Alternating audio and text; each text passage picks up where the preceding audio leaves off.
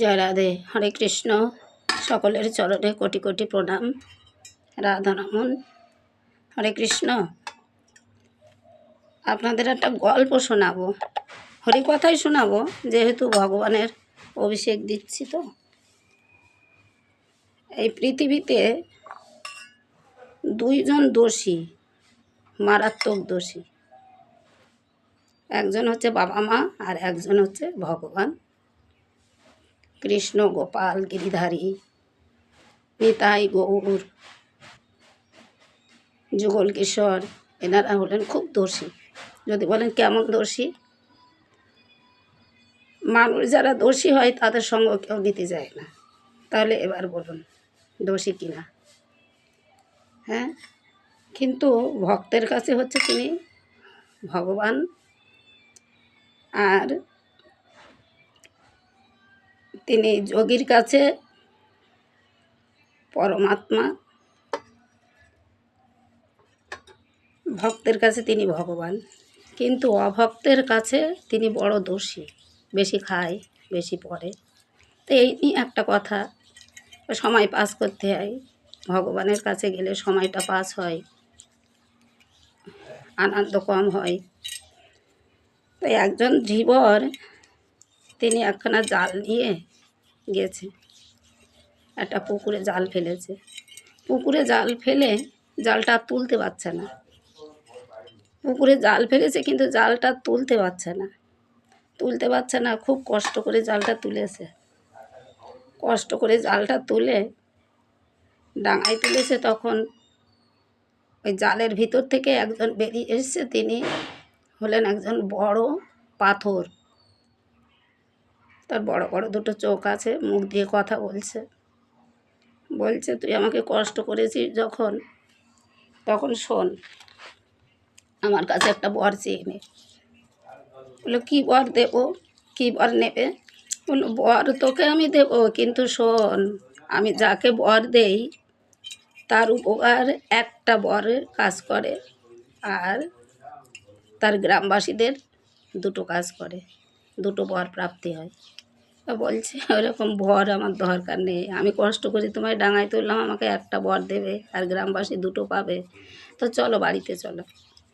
বাড়িতে নিয়ে এইবার সুন্দরভাবে একেবারে তালপাতার ঘর, তো সুন্দরভাবে গুছিয়ে রেখেছে খাটের তলায়। স্ত্রীকে ডেকে বলছে এই খাটের তলায় যাস নি যেন। ঢাকা ঢুকো দিয়ে আবার তিনি জাল নিয়ে পুকুরে গেছে। তো মেয়েদের মন তো, যেখানে যেতে নিষেধ করা হয় সেখানে না যেতে পারলে মনের ভিতরে খুঁড়তে থাকে। তো এবার করেছে কি, ওই জাল ফেলা মানুষটি গেছে আবার পুকুরে, আর স্ত্রীটা গুড়ি মেরে দেখে একটা বড় পাথর। তা পাথর ডেকে বলছে এই আমার কাছে বর নিবি, আমার কাছে বর নিবি, আয়, তোর স্বামী তো নিল না, তুই বর নিবি, আয়। ওই কী বর দেবে? বলে শোন, তুই একটা পাবি, তোর পাড়ার লোক দুটো পাবে, যদি বর নিতে চাস তাহলে আয়। বললো পাড়ার লোক দুটো পাবে, তা পাক, আমি তো একটা পাবো। তুমি একটা কাজ করো, আমাকে একটা বর দাও, যে বরে হ্যাঁ আমার একতলা বাড়ি হোক। এই তালপাতার কুঠিরে থাকি তো, রোদ বৃষ্টি খুব কষ্ট পাই। তা বলার সঙ্গে সঙ্গে একতলা বাড়ি হয়ে গেল, গ্রামবাসীর দুতলা বাড়ি হয়ে গেল। ধীবর এবার বাড়িতে আর আসার রাস্তা খুঁজে পাচ্ছে না। গ্রামবাসীর রাস্তাঘাট, বাড়ি ঘর সব আলাদা হয়েছে। ধীবর চিন্তা করছে আমার স্ত্রীর কিছু একটা কাজ হয়েছে। আচ্ছা পাথর, তুমি যতই করো চালাকি, বুঝবে এবার জ্বালাকি। ছুটতে ছুটতে বাড়ি এসছে, জালটা ফেলে দিয়েছে, দিয়ে বলছে পাথর, তুমি তো আমার স্ত্রীকে বর দিয়েছো, আমাকে বর দাও। বলে তোকে তো আগেই বলেছি বর আমি দেব, কিন্তু তুই একটা পাবি, আর তোর পাড়ার লোক গ্রামবাসী কিন্তু দুটো বর পাবে। আরে পাক, আমাকে তো তুমি বর দাও। বলে বল কি বর নিবি? বলে আমার একটা চোখ কানা করে দাও, আমার একটা চোখ কানা করে দাও। বলার সঙ্গে সঙ্গে একটা চোখ কানা হয়ে গেল, গ্রামবাসীর দুটো চোখ কানা হয়ে গেল। তখন বলছে দেখ পাথরের চালাকি, এবার পাথর বুঝুক গ্রামবাসীর জ্বালাকি। দুটো চোখ কানা হয়ে গেল। যা, এবার সবার ঘরে যা আছে সব টেনে এবার আমার ঘরে নিয়ে আয়, সবার ঘরে যা আছে সব আমার ঘরে নিয়ে আয়। হরে কৃষ্ণ। তাহলে কথাটা হচ্ছে মা,